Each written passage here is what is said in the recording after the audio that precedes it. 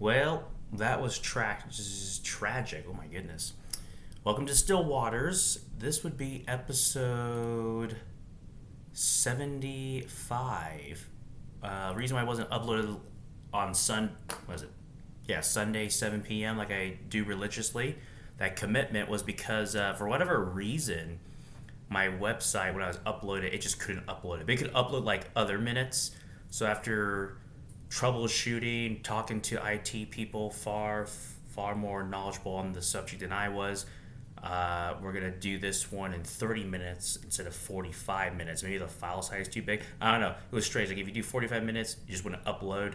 If I did like 19 minutes or other sizes, yeah. So well, maybe it's a sign. Maybe I gotta be more concise, less yapping, more get into it. And with that, let's get into it. So Mark chapter 5. They went across the lake to the region of Gennesaret. When Jesus got out of the boat, a man with an impure spirit came from the tomb to meet him. This man lived in the tombs, and no one could bind him anymore, not even with chains, for he had often been chained hand and foot. But he tore the chains apart and broke the irons on his feet. No one was strong enough to subdue him. Night and day among the tombs in the hills, he would cry out and cut himself with stones. When he saw Jesus from a distance, he ran and fell on his knees in front of him. He shouted at the top of his voice, "What do you want with me, Jesus, Son of the Most High God? In God's name, don't torture me." For Jesus had said to him, "Come out of this man, you impure spirit." Then Jesus asked him, "What is your name?" "My name is Legion," he replied, "for we are many." He begged Jesus again and again not to send them out of the region. A large herd of sheep was feeding on the nearby hillside. The demons begged Jesus, "Send us among the pigs, allow us to go into them." He gave them permission, and the impure spirits came out and went into the pigs. The herd, about 2,000 in number, rushed down the steep banks into the lake and were drowned.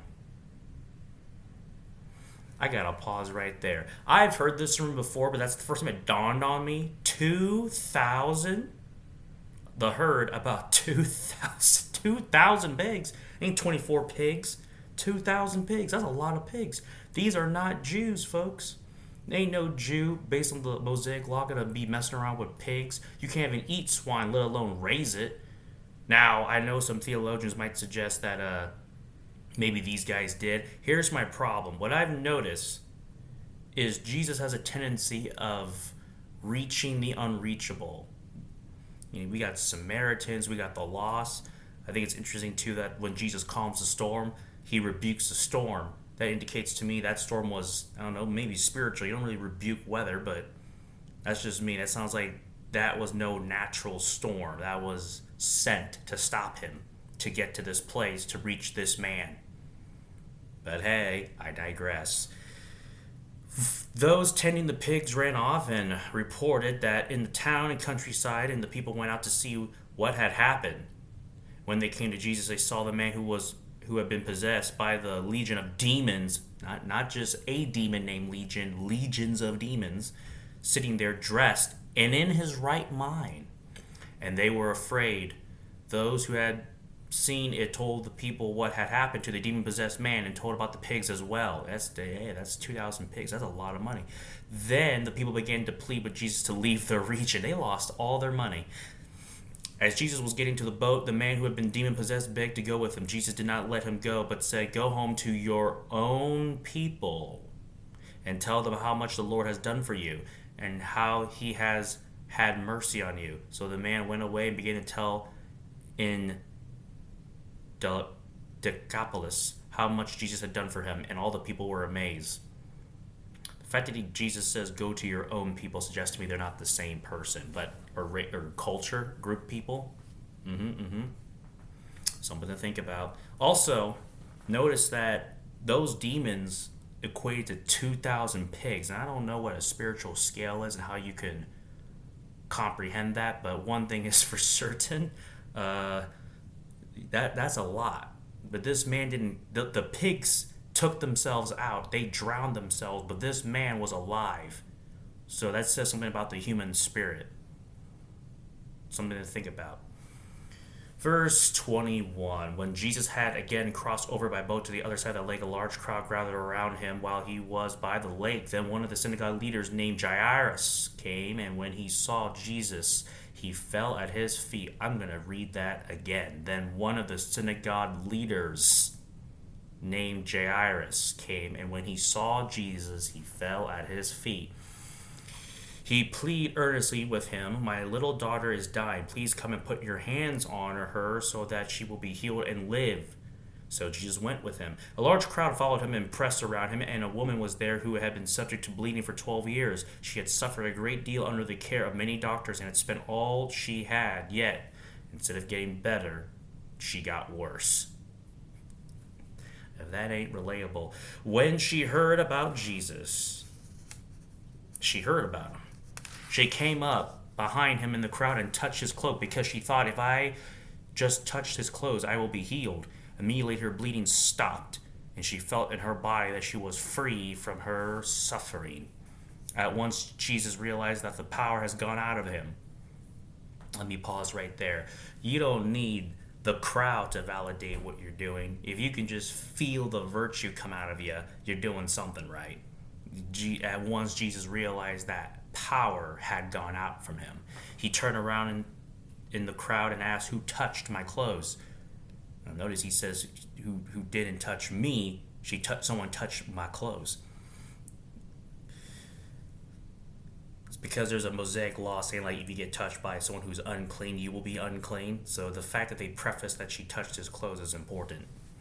Verse 31, "You see the people crying against you?" His disciples answered, "And yet you can ask, 'Who touched me?'" But Jesus kept looking around to see who had done it. Then the woman, knowing what had happened to her, came and fell at his feet, and trembling with fear told him the whole truth. He said to her, "Daughter, your faith has healed you. Go in peace and be free from your suffering." Now, why was she trembling with fear? Because the law also states that if you got some issues, you're unclean, whatever the case may be, and you go around infecting people, you should be put to death. So she figured, oh snap, I'm done for, because that's how it's going to go down. But instead, Jesus says those words, therefore, none of that's going to go down.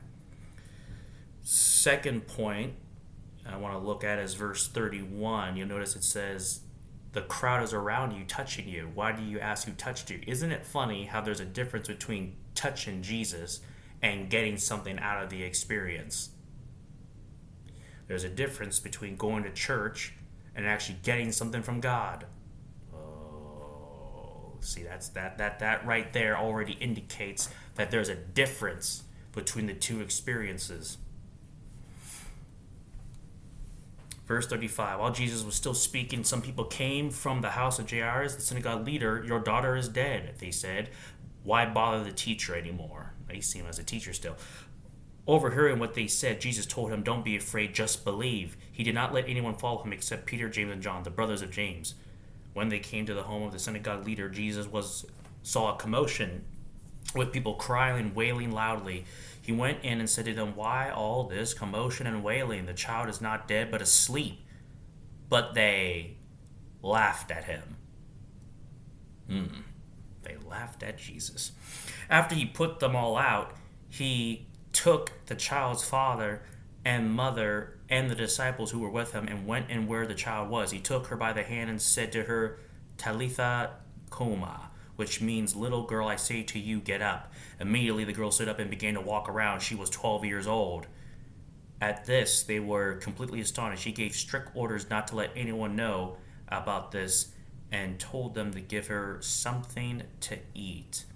Now, if I understand correctly, doesn't the Bible tell you, that's right, verse 25, that the woman who'd been subject to bleeding for 12 years, and now we have a little girl who's 12 years old. Why does it tell you that they're the same age? I don't know. I couldn't tell you, but I think it's interesting how it's almost like Jesus can help out the young and he can help out the old. He can help out problems that have been going on for a while, and he can help out the problems that can transpire in the youth. Even this one. Something to think about. Kind of reminds me of when he was born in a manger. It says frankincense and myrrh and gold and silver. I'm thinking to myself, isn't it funny how he's being born in a manger, and he can relate to the poor because he's born in a manger, not in a palace. But he also gets frankincense and myrrh and gold, so he can also reach the rich. He can reach the high and the low. Using these two stories to parallel his character and what he's able to do and who he's able to do it for. Not just a certain demographic of people, but all people are being put into the spotlight. Chapter 6, Jesus left there and went to his hometown, accompanied by his disciples. When the Sabbath came, he began to teach in the synagogue, and many who heard him were amazed. Many, not all.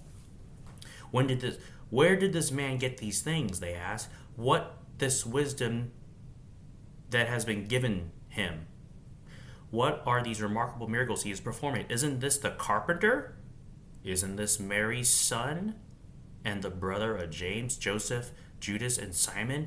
Aren't his sisters here with us? They took offense at him. Now, notice that language right there. They took offense at him. That indicates to me that they weren't asking how should I say, an innocuous question or curiosity. They were literally like, as you could probably heard this phrase, a prophet without honor. They're basically allowing their familiarity of Jesus to compromise his credibility. Isn't this the carpenter's son? Isn't this Mary's bastard child? Now, I think some people would argue, how do they know that Jesus, the Holy Spirit, or Joseph? One thing is for certain, we have to ask a bigger question. Why did Joseph give Mary a bill of divorce quietly in secret? Couldn't they just, I don't know, play it off? But the Bible says Joseph was a righteous man. So he did what the law commanded. Except he kind of showed a little bit more grace and humility because he didn't just publicly get her executed. That's what the law says. If you do, infidelity, even though you're about to get married, it's not a good look, so he does it that way. Here's my point. The Bible doesn't tell you, but it's very interesting how they know him, but they don't know him. It doesn't tell us how much they know of him, but they know enough to discredit him. So I think it's interesting to notice the reaction of how people have to, truth itself. In any event, verse 4, Jesus said to them, a prophet is not without honor except in his own town, among his relatives, and in his own home. He could not do any miracles there except lay his hands on a few sick people and heal them. He was amazed at their lack of faith. He could not do any miracles there. Wow. Now, ain't that something? Their understanding of him compromised their ability to receive miracles. Something to think about. Then Jesus went around teaching from village to village, calling the 12 to him. He began to send them out 2 by 2 and gave them authority over impure spirits. These were his instructions. Take nothing for the journey except a staff, no bread, no bag, no money in your belts. Wear sandals, but not an extra shirt. Whenever you enter a house, stay there until you leave that town. And if any place will not welcome you or listen to you, leave that place, shake the dust off your feet as a testimony against them. Now, there's a phrase. I have a Hebrew friend named Nolan with his background. He's a Christian, but, he has that cultural root.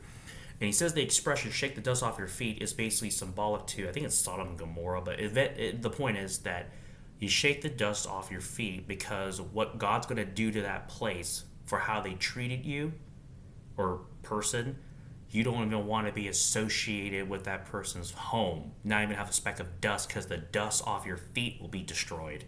So you don't want it on you. That's quite the expression. We think, as Westerners, we hear that. We're like, oh, that just means, move on. No, you don't want to be associated with what's going to happen. As a testimony against them. Now, that right there is interesting. When you talk to someone and they don't listen to you, that's a testimony against them. Hello? That's crazy. It's almost like God's saying that the fact that you talk to people and they don't listen, they will be held accountable. a testimony against them. That ain't that something? You might have thought to yourself, "Well, I'm not sure why I wasted my time talking to this person, did that yap session. What's the point?" Well, you did your job. Let's just say that. If you don't believe me, read Ezekiel chapter 3. That's worth a read. Verse 12, they went out and preached that people should repent. They drove out many demons and anointed many sick people with oil and healed them. King Herod heard about this, for Jesus' name had become well known. Now, ain't that something? This guy is telling people not to say his name, and he's already becoming iconic. Some were saying John the Baptist has been raised from the dead, and that is why miraculous powers are worked at in him. Others said he is Elijah, and still others claim he is a prophet, like one of the prophets of long ago.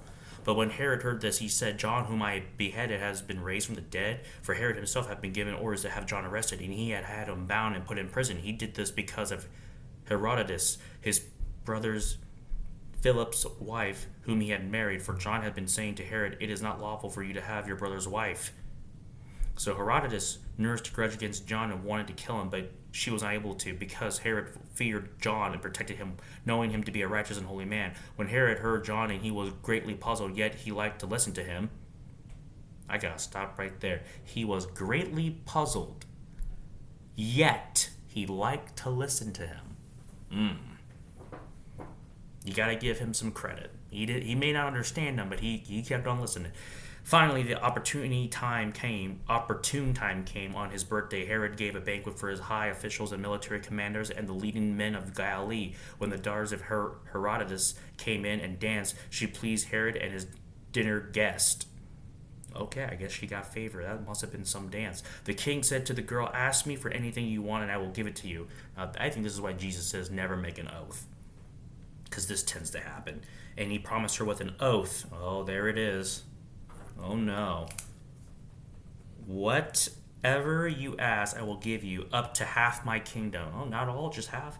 She went out and said to her mother, what shall I ask for? The head of John the Baptist, she answered. My God. At once the girl hurried into the king with the request, I want you to give me right now the head of John the Baptist on a platter. My God, you really wanted to please your mom. The king was greatly distressed, but because of his oaths and his dinner guests, he did not want to refuse her. So he immediately sent an executioner with the orders to bring John's head. The man went, beheaded John in prison, and brought back his head on a platter. He presented it to the girl, and she gave it to her mother. On hearing of this, John's disciples came and took his body and laid it in a tomb. The apostles gathered around Jesus, reported to him all that had done and taught. Then, because so many people were coming and going that they did not even have a chance to eat, he said to them, come with me by yourselves to a quiet place and give some rest.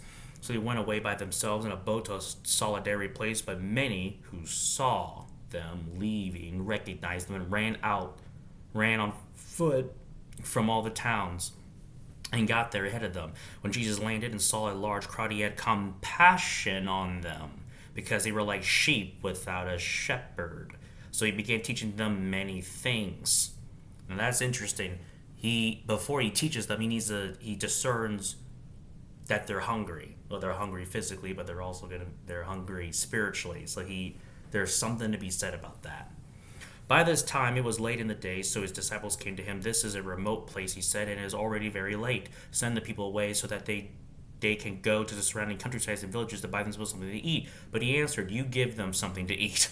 Okay. They said to him, though that would take more than half a year's wages. Are we to go and spend that much on bread and give it to them to eat? That's a legitimate phrase. How many loaves do you have? How many loaves do you have? He asked. Go and see. When they found out that he said 5 and 2 fish, then Jesus directed them to have all the people sit down in groups on the green grass. So they sat down in groups of hundreds and fifties.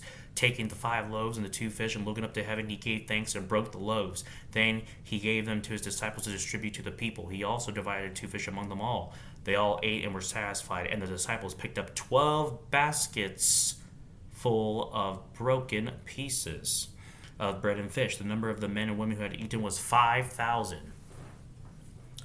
Number of the men who had eaten was 5,000. So I'm assuming women and children, about 20,000.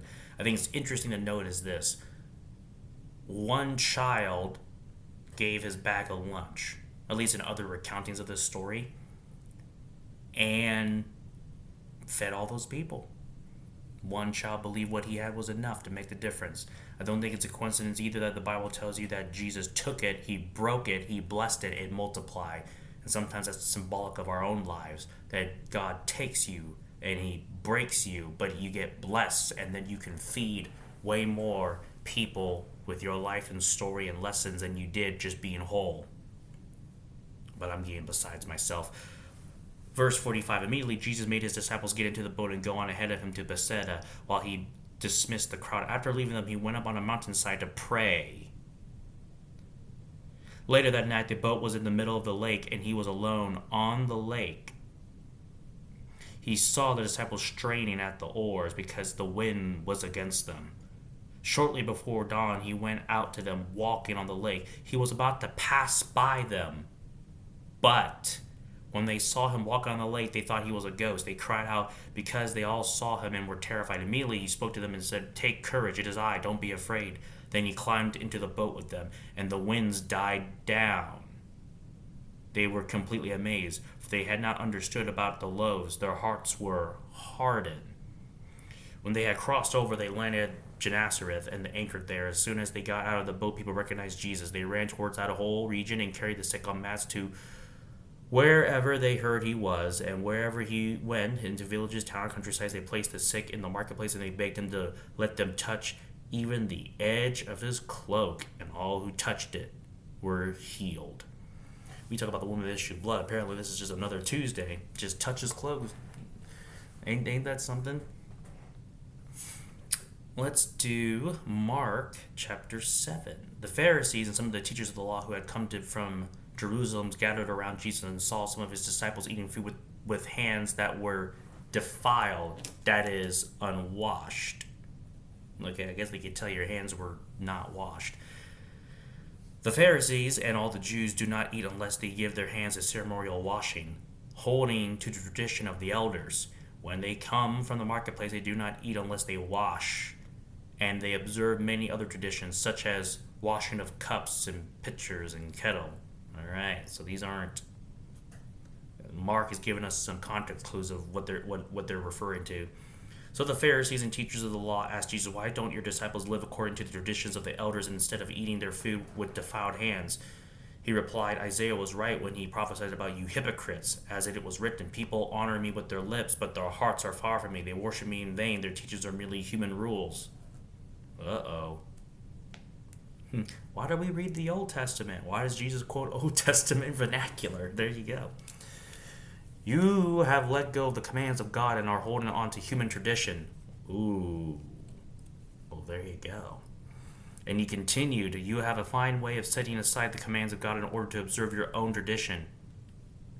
For Moses said, 'Honor your father and mother, and anyone who curses their father or mother is to be put to death.' But you say that if anyone declares that what might have been used to help their father or mother is korban, that is devoted to God, then you no longer let them do anything for their father or mother. Thus you nullify the word of God by your tradition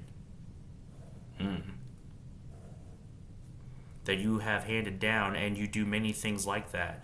Again, Jesus called the crowd to him and said, "Listen to me, everyone, and understand this. Nothing outside a person can defile them by going into them.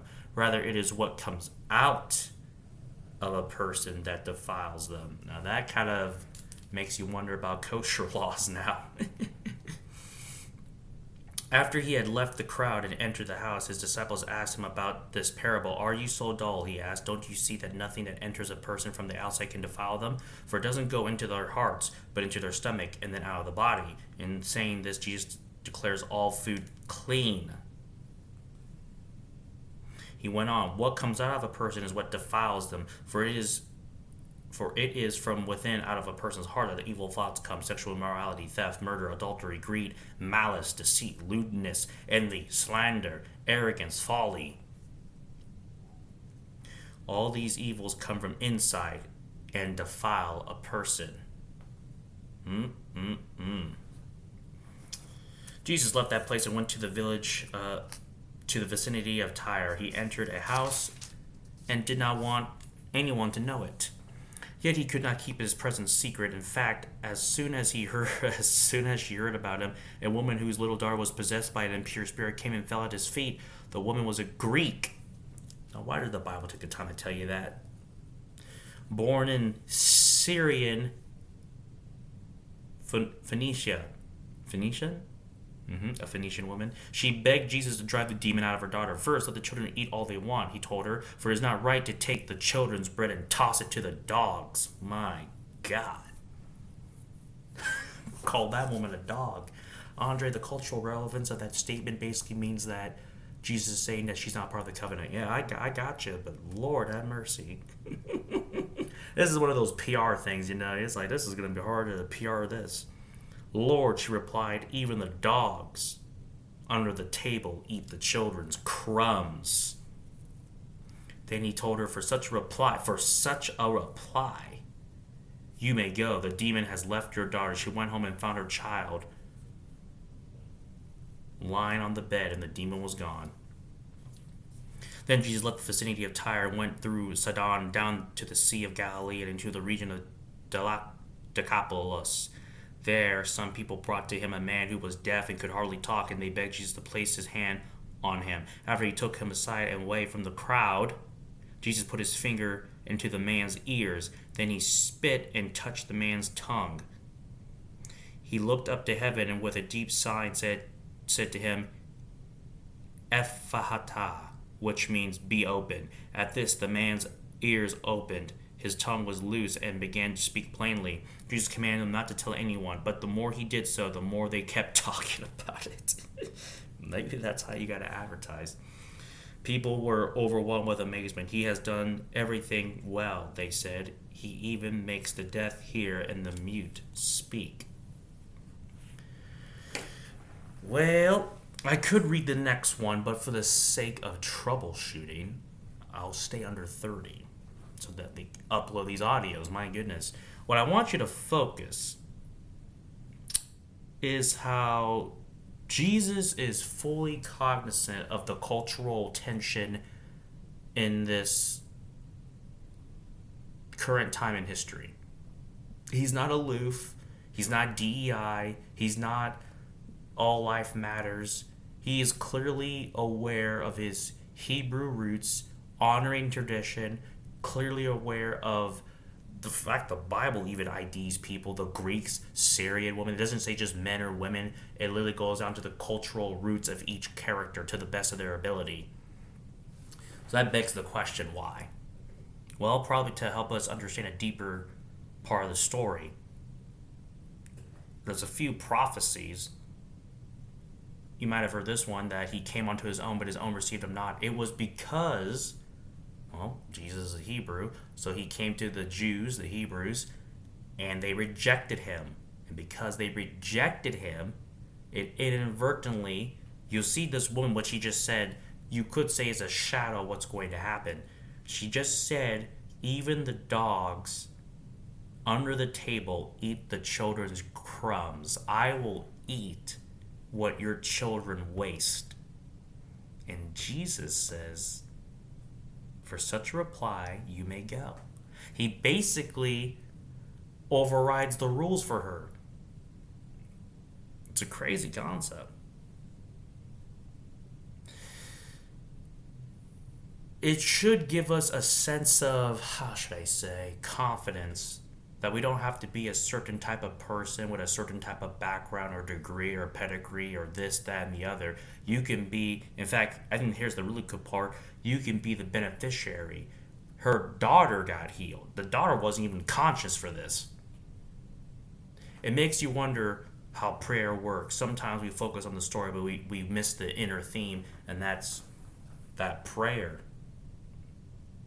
I know we got to do more than pray, but it's something to look at, that despite the circumstances, sometimes it's not what you go through, it's who you go to. And with that, that ends our time together. I hope you learned something, and I will see you next time. You have a blessed day. Deuces.